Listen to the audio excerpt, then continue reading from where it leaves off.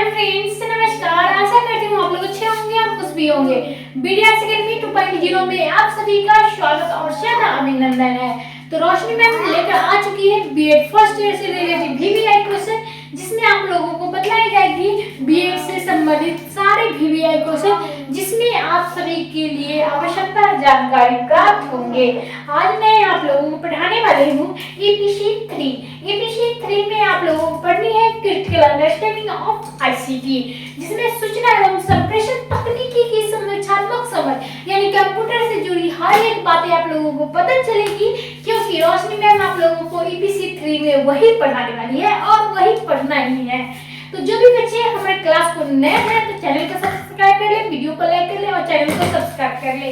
चलिए अब मैं आप लोगों को बता दूं, अगर बिहार के कोई भी यूनिवर्सिटी से आप लोग बीएड कर रहे हैं, वो भी फर्स्ट ईयर में है यानी 25 से 27 सेशन है, तो आप लोगों के लिए सुनहरा मौका लेकर आ चुकी है रोशनी मैम, जो आप लोगों को पढ़ा रही है बीएड से संबंधित वीवीआई क्वेश्चन, जिसमें आप लोगों को हर एक कोर्स हर एक अपडेट आप लोगों को एक एक करके आप लोगों को बतलाई जा रही है। तो आज अभी आप लोगों को ईपीसी 3 पढ़ाया जा रहा है क्रिटिकल अंडरस्टैंडिंग ऑफ आईसीटी। जो भी बच्चे हैं उनका क्लास आज पढ़ना होने वाला है। अगर चैनल पर नए हैं तो सब्सक्राइब कर ले, जो भी बच्चे हमारे चैनल पर पहले से हैं तो कमेंट करके बता दीजिए कि आप कौन सी यूनिवर्सिटी में है और आप लोगों का एग्जाम कब से है।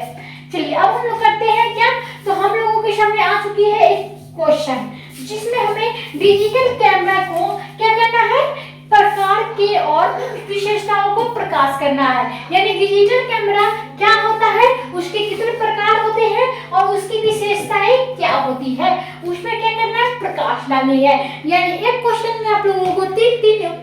आंसर मिल रही है, यानी विशेषताएं भी आप लोगों को मिल रही है, डिजिटल कैमरा क्या होगी और इसके प्रकार क्या है। ये सारी सुविधा आप लोगों को सिर्फ रोशनी मैम के क्लास में ही मिल सकता है। अब हम लोग चलते हैं क्वेश्चन पे, यानी क्वेश्चन खत्म हो चुका है। अब हम लोग चलेंगे आंसर किस प्रकार से देते हैं। आंसर हम लोग देते हैं कि अपना आराम से आप लोग बढ़िए और आगे से आगे तरक्की कीजिए, ताकि मैं आप लोगों को बता दूं कि ये जो बीएड है ना, एक बहुत ही इम्पोर्टेंट बात है, जिसे पढ़ाना पड़ता है, पढ़ना पड़ेगा फिर पढ़ाना पड़ेगा। तो ऐसा नहीं है कि हाँ जाइए रटा मार के आप लोग पढ़ा सकते, पहले खुद पढ़ना पड़ता है फिर दूसरे को पढ़ाना पड़ता है। चलिए अब क्या है, आधुनिक युग में चित्रकारी के क्षेत्र में नई नई टेक्नोलॉजी और उपकरणों का स्वागत किया जा रहा है, जिसमें यदि कोई कमी आ रही है तो सुधारने का प्रयास क्या किया जाता है, तो सुधारने का प्रयास किया जा रही है। और डिजिटल कैमरा का ये भूमिका है कि उच्च रेगुलेशन डिजिटल कैमरा यानी हाई रेगुलेशन डिजिटल कैमरा क्या होता है उसके बारे में। तो इस कैमरे में से उतारी गई तस्वीर बिना पिक्सल के प्रिकित किए गए बड़ा आकार में दिखा जा सकता है। और इसमें दूसरी बात हम लोग देख सकते हैं, मध्यम रेगुलेशन कैमरा क्या होती है। तो मीडियम रेगुलेशन डिजिटल कैमरा यह कैमरा होता है पिक्सल के आकार को अच्छी तरह से तस्वीर को खींचती है, जो भी पिक्चर होगी उसे आकार से बढ़कर से तस्वीर से अच्छी पिक्चर निकालेंगे। अब हम लोग करेंगे निम्न रेगुलेशन डिजिटल यानी लोअर रेगुलेशन डिजिटल कैमरा। यह डिजिटल कैमरा कैमरे की कंप्यूटर स्क्रीन पर देखे जा सकते हैं और बारीक पिक्सल को रेगुलेशन प्रतिबिंब बनाता है, और इस कैमरे में उतारी गई तस्वीरों को 7x5 से बड़ा करने में हमें पिक्सल दिखाई पड़ने पर लगते हैं। और डिजिटल कैमरा के अन्य कैमरे की तरह फोटोग्राफी में मूल नियमों तहत ही कार्य करता है, और कैमरे के लेंस पर प्रकाश अंदर पहुंच कर एपर्चर के माध्यम से चित्र पट्टिका का प्रतिबिंब करते हैं। अब हम लोग क्या करेंगे, अब हम लोग आगे चलेंगे, जिसमें हमें क्या करनी है, प्रतिबिंब बनाते हैं के लिए जो डिजिटल कैमरा का फिल्म रोल 1 से 3 इंच का और 1 से 4 इंच का आकार से छोटा इलेक्ट्रॉनिक सेंसर लगा हो रहता है। और स्पष्ट हम लोग बात कर लेते हैं तो फोटो के लिए आवश्यकता है कि एक छोटे के लिए अच्छी किस्म का लेंस प्रयोग में लाया जा सकता है, और इसमें सेंसर के पास चार्टर डिवाइस लगी रहती है जो प्रतिबिंब में दर्ज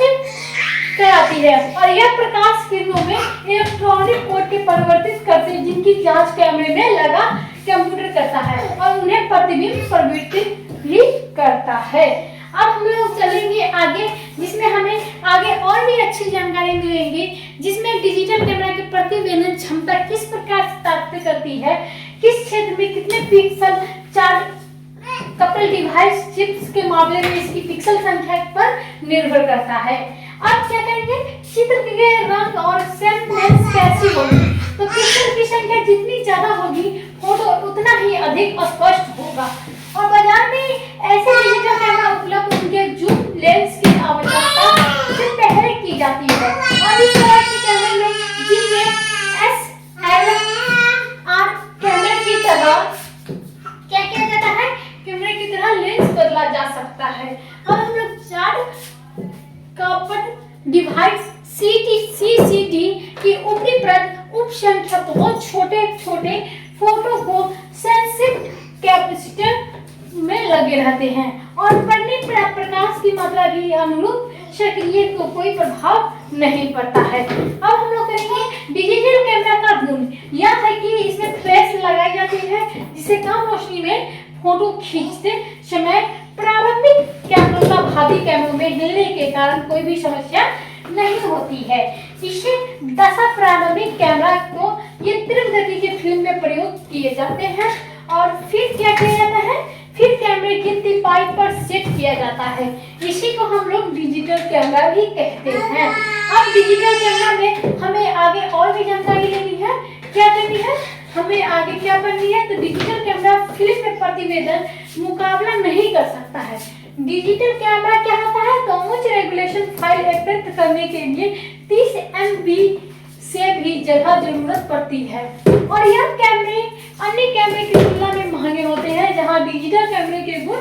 खामियों और इन दोनों की भिन्नता को डिजिटल कैमरे में लगी मेमोरिस्टिक प्रतिबिंब एकत्रित किए जा सकते हैं और अक्सर 2 MB